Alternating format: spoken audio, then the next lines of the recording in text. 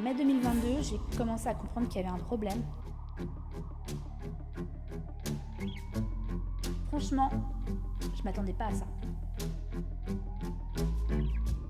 J'ai consulté beaucoup de médecins, j'étais en errance médicale. Je me sentais pas écoutée et j'avais peur. Et là, on m'annonce de but en blanc, vous avez une tumeur.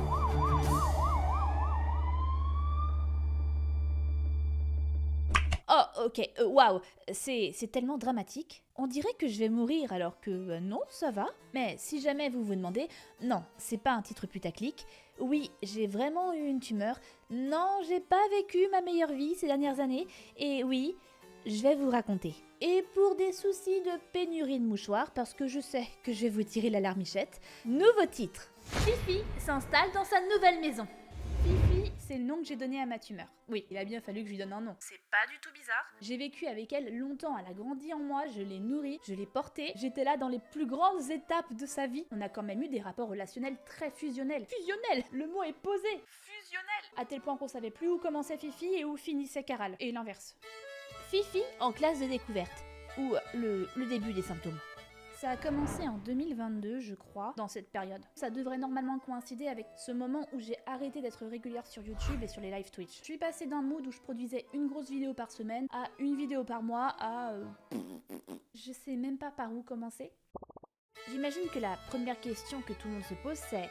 Fifi, qu'est-ce que c'est ? Eh ben, Fifi, en un mot, c'est... qui m'a gâché la vie. C'est un myomutérin. Et d'après le grand internet, le myomutérin, aussi appelé fibrome, est la tumeur non cancéreuse la plus fréquente chez la femme en âge de procréer qui se développe sur l'utérus. Le myome a une taille variable, allant de 1 à 10 cm.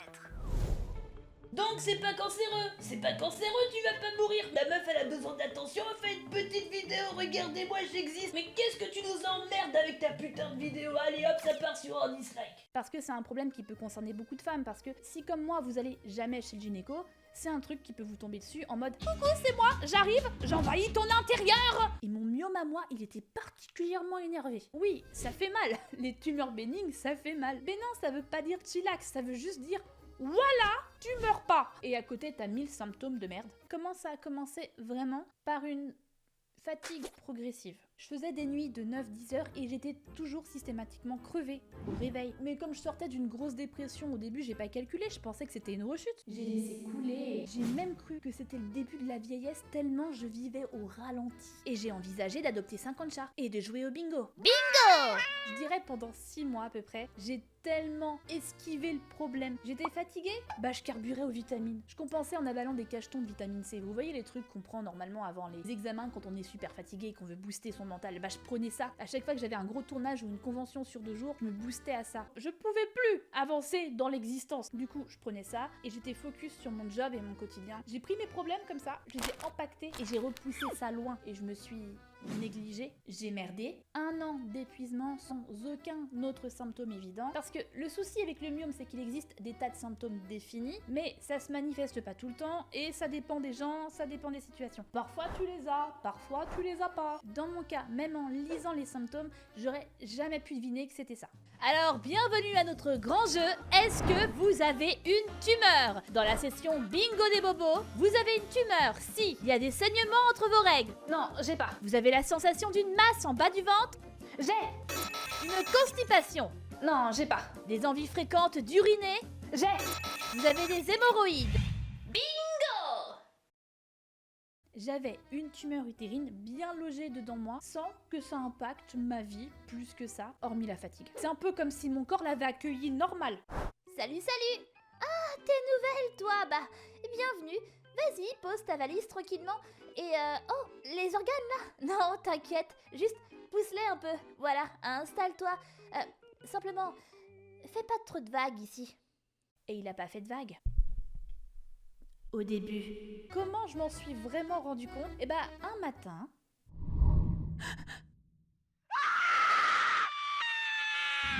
J'ai été cassée en deux par une douleur fulgurante au niveau du rein. J'avais mal dedans, comme si un petit bonhomme était en train de me poignarder à l'intérieur. Je suis sûre que vous êtes en train de vous demander, c'est quoi le rapport entre le rein et la tumeur utérine? En réalité, la tumeur exerçait une pression sur l'urtère, le canal relié au rein qui permet à l'urine de circuler. Mais à ce stade, nous ne le savions pas encore. Il se passait des trucs dans mon corps, mes organes faisaient leur bail sans mon consentement. Moi, tout ce que je savais, c'est que je douillais sa mère. Il y a cette douleur où tu te lèves le matin, tu vois, t'as un peu mal, t'avales un Doliprane et go au boulot. Mais pas celle-là. Non, une douleur pour les gouverner toutes. Et dans les ténèbres, les lier. Cette souffrance, la classe easy sur l'échelle des 3 pires souffrances que j'ai eues dans ma vie. Numéro 2. La première, je vous en parlerai plus tard. Parce que je l'ai eu après. Ça découle de la merde. Au début, tu te dis, j'ai mal au rein, ça fait super mal, je crois je vais mourir. Sauf que à ce moment-là, je savais pas ce qu'allait se passer après. Mais on va déjà rester sur celle-là. C'est déjà une bonne mise en bouche, tu vois. Parce que j'ai pas pu me lever de la journée. J'ai dû annuler le live que j'avais prévu sur Twitch et la vidéo que j'avais prévue, c'était, je crois, sur Five Nights at Freddy's, la suite, que j'ai jamais pu tourner d'ailleurs. Parce qu'ensuite, il y a eu un enchaînement fondamental. Et c'est arrivé plus ou moins à la période où j'ai dû commencer à ralentir et à stopper mes vidéos. Du coup, ce matin-là, je me retrouve dans mon lit en position fétale, le paracétamol ça marche pas du tout, et c'est là que j'ai réalisé qu'il y avait quand même un truc plutôt anormal. Mais à ce moment, je pensais que j'avais un problème de rein. Enfin, logique, j'ai mal au rein, il y a un problème de rein. Mon cerveau, il est passé en mode panique. Un cancer! C'est un cancer! Ça y est, je le sais, c'est fini, c'est le début de la fin. C'est un cancer de la prostate! On va mourir! Donc je souffrais maman dans la chair de ma veine, et à côté, il y a eu un autre symptôme très rigolo qui s'est manifesté. Improbable. Je suis là, je suis recroquevillée dans mon lit comme une écrevisse, et tout à coup, il se passe ce truc.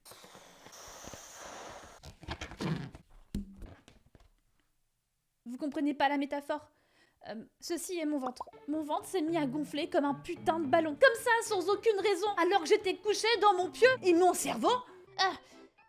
Ça doit être un déni de grossesse. Oui, c'est ça, un déni de grossesse. Oh non, j'ai un bébé. J'ai peut-être 2 bébés, 3 bébés, des triplés. Non, j'étais pas enceinte. Alors pourquoi? Pourquoi? J'ai paniqué, j'ai pris rendez-vous chez le médecin le plus vite possible, c'est-à-dire la semaine suivante. 7 jours entiers d'angoisse à pas comprendre ce qui se passe, bordel. Mais le souci, c'est qu'entre-temps, ça allait mieux. 3 jours après, j'avais plus mal au rein. 3 jours après, mon ventre, il avait fait... Mon ventre, il est redevenu plat. Mon bidou, il s'est bien foutu de ma gueule. Je vous jure, normal, comme si de rien n'était. J'ai pas annulé mon rendez-vous chez le médecin. Mais c'est sûr, j'allais me pointer là-bas, le mec, il allait me prendre pour une chelou. Alors la bonne nouvelle, c'est que vous n'avez rien. Vous êtes même en parfaite santé. Continuez sur cette voie. Mais j'ai quand même un diagnostic pour vous. Vous êtes une chelou. J'ai vu le médecin, il s'est contenté de me palper le ventre et il m'a posé des questions débiles. Vous avez peut-être trop mangé, non? Hein? Oui? La petite raclette qui va bien. Je le sens là, le petit fromage, les pommes de terre. Le fromage me parle à travers l'abdominal. La petite raclette? Ou alors c'est vos règles? Mes règles. Le mec, il était sûr que c'était mes règles. Je sentais que c'était pas normal dedans moi et l'autre il me sort « C'est vos règles !» J'ai mes règles depuis l'âge de 9 ans. Je suis une experte en règles, je vis les règles, je chante les règles. Mes luminaires, c'est des putains de tampons, frère. J'ai même designé l'utérus pour les Jeux Olympiques. I know my body, ok? Non, c'est pas mes règles. Mais bon, qui suis-je pour argumenter? Moi, j'ai pas fait 10 ans de médecine pour en arriver à une conclusion aussi Évidente. Le problème, c'est qu'il a pas été tout seul. J'étais pas convaincue, alors je suis allée voir d'autres docteurs pour un 2e, 3e, 4e, 5e avis. Je pense que c'est vos règles. C'est vos règles. C'est vos règles. Vous allez mourir.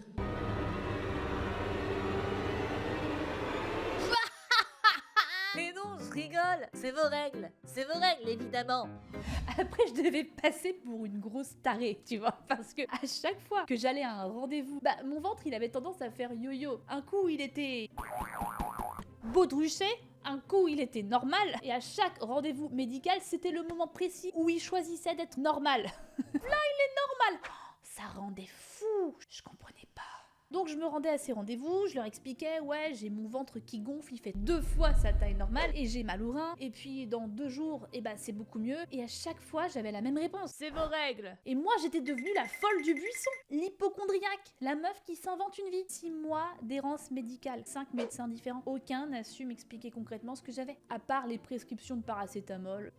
J'ai pas eu de diagnostic convaincant, je savais pas ce qui m'arrivait et personne n'était capable de me donner de vraies infos. Parce que j'ai eu affaire à des mecs qui ont plus de 10 ans d'études dans les pattes et qu'ils savent mieux que toi ce qui se passe dans ton corps et ce qui est normal pour toi ou pas de ressentir. Et moi j'étais là, je me vois encore me justifier à chaque fois. Non, c'est pas mes règles parce que je connais mon corps, blablabla, blablabla. Mais je pense que beaucoup de médecins ont un ego lunaire. La plupart des médecins généralistes sont tellement habitués à voir un panel de patients avec toujours plus ou moins les mêmes symptômes, la grippe, les rhumes, Les petits bobos. que quand il y a un truc nouveau, pour eux, c'est de l'ordre de l'improbable. Il n'y a même pas une once de réflexion derrière. Ils se sont tous dit à 100%, c'est une femme, c'est ses règles. Je l'ai senti comme une humiliation, j'étais pas écoutée. Et je savais intrinsèquement qu'il y avait un vrai problème.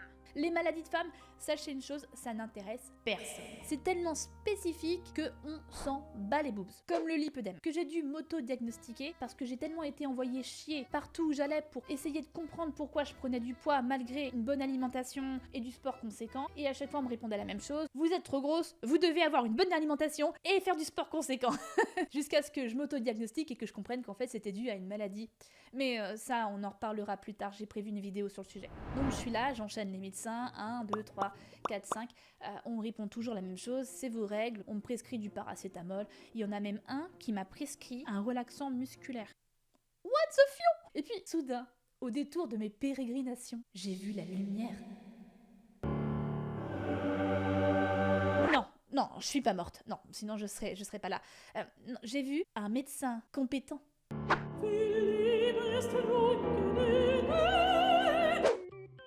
Vous dites que ça vous fait mal et que ça gonfle de façon aléatoire? C'est bizarre. Je vais vous envoyer faire une échographie. Même si, bon, il avait quand même son avis sur la question. Mais dans tous les cas, je pense que c'est vos règles. Échographie, échographie. J'ai passé une échographie. Oui, la procédure est simple, tu connais, c'est comme à la télé. Tu t'allonges sur une table d'auscultation, tu montres ton bidon, et il y a le docteur qui te dit toujours un truc du genre « Attention, je vais mettre du gel, ça va être froid ». Il étale le gel et il te fait passer une petite machine sur la surface de ton bidou. Et sur le côté, il y a un écran en noir et en blanc qui est censé te montrer ton intérieur. Il y a des tâches aléatoires globalement que lui, il sait décrypter, mais toi, tu plisses les yeux et tu vois des papillons. Et c'est censé être tes organes. J'ai visité mon intérieur pour la première fois. Le médecin m'a fait une petite visite guidée. Et de ce côté, le rectum, exposé plein sud, très lumineux, notre plus belle pièce. Belle hauteur sous plafond. Ah! C'est déjà meublé? Très feng shui, ouais. Franchement, je suis plus belle à l'intérieur qu'à l'extérieur, ouais. Je suis une belle personne. On a vérifié chaque organe, enfin le médecin, parce que moi je voyais toujours des taches. J'étais toute tendue sur mon fauteuil et j'avais des pensées de merde qui défilaient dans ma tête comme cette question débile. Bah il peut tout voir à l'intérieur de moi. Je suis comme un livre ouvert en fait. Attends, il peut voir mon pipi? On a passé en revue tous mes organes, du haut vers le bas, on a fait l'estomac, les intestins, le foie, mais moi dans ma tête, j'étais focalisée sur l'histoire du rein. Comme c'était le point crucial de ma douleur et qu'en plus il y avait déjà des cas de maladie rénale dans ma famille, j'ai vu ce que ça faisait, j'avais pas du tout envie de vivre ça, je sais à quel point ça peut vite dégénérer. Alors pendant qu'il s'approchait comme ça avec sa petite machine, je serrais les poings. Moi j'étais là, je me disais, et le rein? Où est le rein? Est-ce que le rein c'est bon? Where is my rein? Le foie c'est ok, l'estomac c'est ok, Le rein, est-ce que le rein c'est bon? Il a check le rein gauche le rein gauche c'est ok, et le rein droit, moment périlleux. le rein droit c'est ok. Oh, j'ai soufflé. Je me suis détendue d'un coup.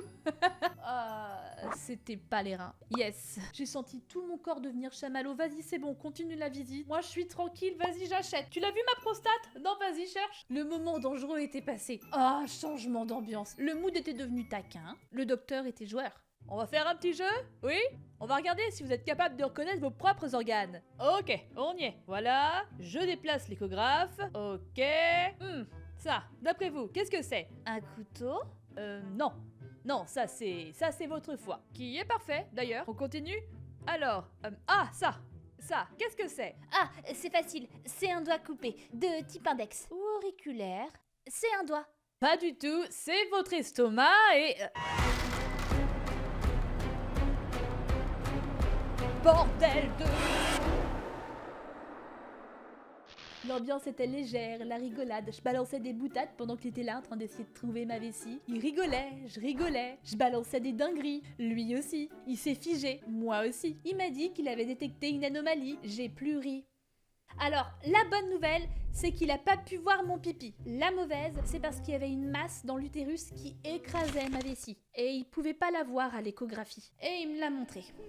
J'ai vu Fifi pour la première fois. Enfin, moi j'ai rien vu. Il a fallu des explications parce que pour moi, ça c'est un avocat. Ça, c'est un plan de mon utérus. Et le gros truc rond là, c'est Fifi. Et d'après les indications, ce machin, qui n'est pas censé être là, mesure 11 cm,1. Très précis, très précis. Une balle de tennis, un petit œuf, tout rond niché sur l'utérus, 11 cm. Je vois le docteur qui pose son appareil, il retire ses gants, il se tourne vers moi et il me dit le mot. Vous avez un fibrome utérin, une tumeur bénigne. Il y avait tout un tas de mots à côté avec des syllabes, des lettres, mais mon cerveau s'est focus sur le mot tumeur. Parce que c'est un mot monstrueux, tumeur. Tu meurs. Même si en vrai, tu meurs, tu n'en meurs pas forcément. Le mot est nul. On devrait changer le mot. Bonjour, vous avez une tumeur pas forcément. Ça éviterait de faire paniquer les gens. Bref, je me retrouve devant le bureau du médecin avec tout un tsunami d'informations qui s'insère dans ma tête vide. Je suis en train de m'enfoncer dans le sol et le docteur il continue. Normalement, quand ils sont petits, on les laisse. Mais chez vous, ça appuie sur la vessie et ça impacte le rein droit. Alors je vais vous faire passer une IRM avec aiguille, produit de contraste avec aiguille, poser une date d'intervention, anesthésie avec aiguille, injection antiflévite avec aiguille, convalescence, aiguille. Je suis phobique des aiguilles. Donc j'avais pas du tout envie de faire ça. En plus je savais toutes les démarches, c'était le début des galères et j'avais pas du tout envie de gérer ça mentalement, j'étais pas prête. Les procédures, les papiers administratifs, trouver un chirurgien, un anesthésiste, organiser mon emploi du temps autour de l'intervention, louer une chambre d'hôpital, arrêter le sport, annuler mes conventions. J'étais dans un état second, pas parce que j'avais peur de mourir, parce que tu meurs pas forcément, mais je sais pas, mon cerveau à partir de ce moment où il a pris conscience que c'était pas quelque chose qui pouvait simplement se guérir avec la prise de médicaments et qu'il fallait aller beaucoup plus loin, à savoir la chirurgie avec anesthésie générale, mon cerveau, il a juste effacé le problème. Rupture totale avec le problème. Il est passé en mode déni. Ça n'existe pas. Ça n'existe pas. C'est un excès de raclette. C'est un excès de raclette. C'est mes règles. 11 cm, ça fait ça.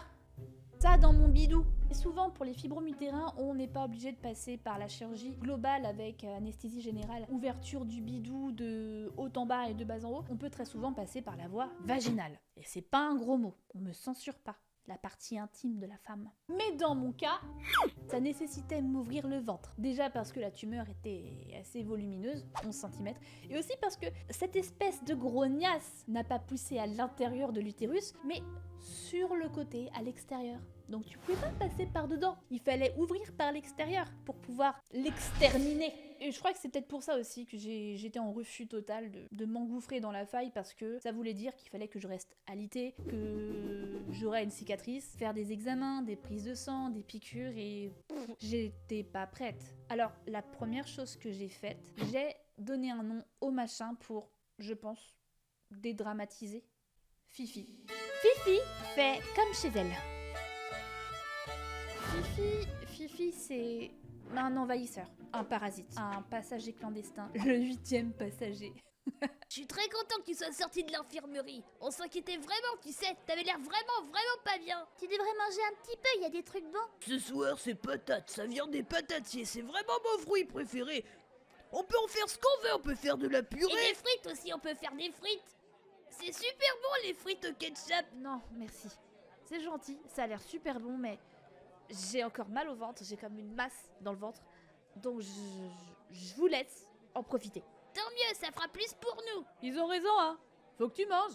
C'est important pour bien récupérer. De toute façon, comme je te dis, un Doliprane et ça repart. Qu'est-ce qu'il y a? Tu fais une allergie aux patates? Aux frites? J'invoque le Doliprane. Le Doliprane.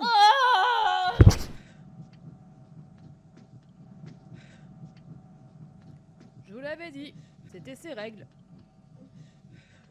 J'ai fait la chose la plus débile à faire dans ce type de situation, la phase de déni fondamental. J'ai expulsé mentalement Fifi dans l'espace. Si je pense que ça n'existe pas, alors ça n'existe pas. Et là, je suis entrée dans une autre phase de déni. Le déni où, si j'avais mal au ventre, prenez un Doliprane. Si c'était une période où mon ventre était gonflé, je portais des vêtements plus larges. Si j'avais mal au rein, je dormais de l'autre côté. J'ai laissé ça mariner pendant 1 an. Si j'y crois très fort, ça disparaît. J'étais dans mon quotidien, dans mes projets, j'avais pas d'espace mental à accorder à ça. J'ai été négligente, j'ai fait ce qu'on appelle une fuite en avant. Mais dans la réalité, j'avais toujours mal au ventre, j'avais toujours mal au rein. Je passais de beaux moments de joie et de volupté en PLS dans mon lit, et mon ventre continuait à faire la chipie, à passer de mode raclette à salade en mode totalement aléatoire. Mais au bout d'un moment, ça s'est stabilisé. Oui, gloire à moi, oui! En mode baudruche. Mon ventre, c'était l'équivalent d'une femme enceinte de 4 mois. Félicitations, la nouvelle maman. C'est la raclette. Wesh, comment elle se fout trop de notre gueule? Ça se voit qu'elle pousse sur son ventre pour le gonfler. Sale mytho, va. Tu dis ça parce que t'es énervé. Et t'es énervé parce que t'as pas vu l'IRM. Moi, j'ai vu. Vous le verrez aussi, mais après.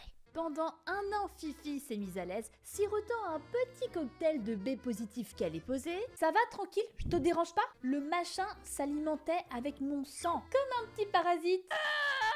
Le circuit que faisait mon sang dans mon corps s'était étendu à Fifi. Comme un autre organe. Sauf que Fifi, elle sert à rien.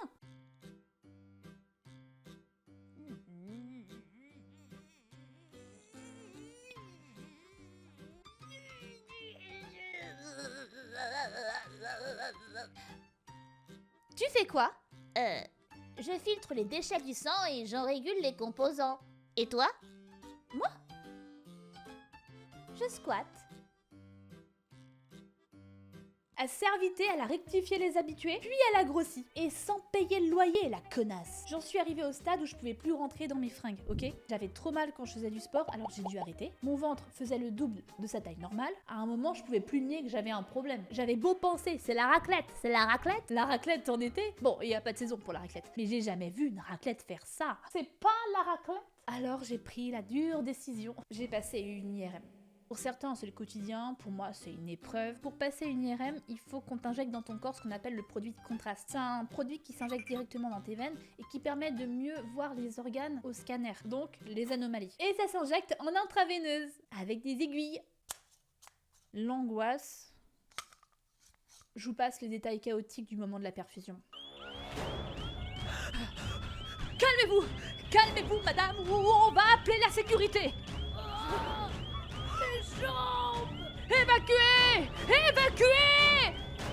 L'année d'avant, j'avais eu le plaisir de voir pour la première fois la tronque de Fifi à l'échographie. Enfin, parmi les tâches, il fallait qu'on devine globalement que non, c'était pas une scie sauteuse. Mais cette année-là, j'allais la rencontrer enfin en HD à l'IRM, lui demander un autographe. Et lui marave la gueule. L'IRM, c'est mieux que l'échographie. On voit plus de détails, il y a plus de précision. J'étais émoustillée. J'allais découvrir Fifi en HD, comme si elle était vraiment avec nous dans la pièce. Est-ce que Fifi est vraiment avec nous dans la pièce? Et je l'ai vue. Comme une maman qui découvre pour la première fois sa première écho en 3D. J'ai eu la larmichette. C'était émouvant. Je vais vous montrer. J'ai toujours une photo d'elle avec moi. Et voilà, je vais vous la montrer. Pour ceux qui lisent pas dans les mares de café, ici c'est mon cul, là c'est mon ventre, là c'est mon démon intérieur. Il s'appelle Moby. Coucou Moby. Et là, c'est Fifi.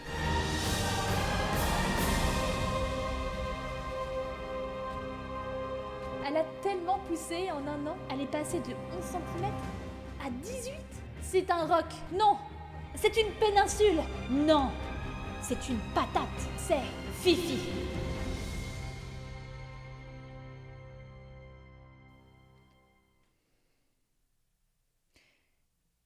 Je m'étais pas attendue à l'envergure de la chose. Le personnel soignant s'était pas attendu à l'envergure de la chose, ni mon docteur, ni personne. 18 cm sur 15, le truc il s'estoque comme Rocky Balboa. Tu le sens, ce moment de regret intense où je savais que j'avais merdé, que j'avais été négligente. J'ai laissé couler pendant 1 an et je me suis retrouvée avec l'équivalent d'un ballon de foot dans le bidou. C'est insensé, la progression de malade. Balle, ballon. Pour en revenir à la photo, non, je me forçais pas à gonfler mon ventre. J'aurais aimé, même. J'avais pas besoin. Fifi, elle a débarqué comme la proprio, elle a transformé un 30 mètres carrés en T3 avec jardin et mezzanine. Tu vas faire quoi?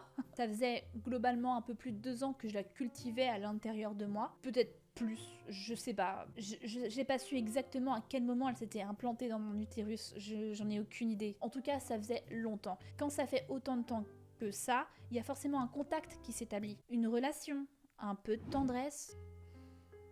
Je trouve qu'elle me ressemble. Elle a mes joues. Elle a mes yeux aussi. Elle est impertinente, déterminée. Elle lâche rien dans la vie, un vrai pitbull. Elle s'adapte malgré l'adversité. Elle a du courage dans les épreuves de la vie. Elle fait de son mieux pour exister. Je vais la défoncer. Merci d'avoir regardé cette vidéo, n'hésite pas à like et à t'abonner, surtout si tu veux pas louper la partie 2 où on dira bye bye à Fifi pour toujours. Pour le reste, tu peux me suivre sur Twitch, le lien est dans la description. Bisous.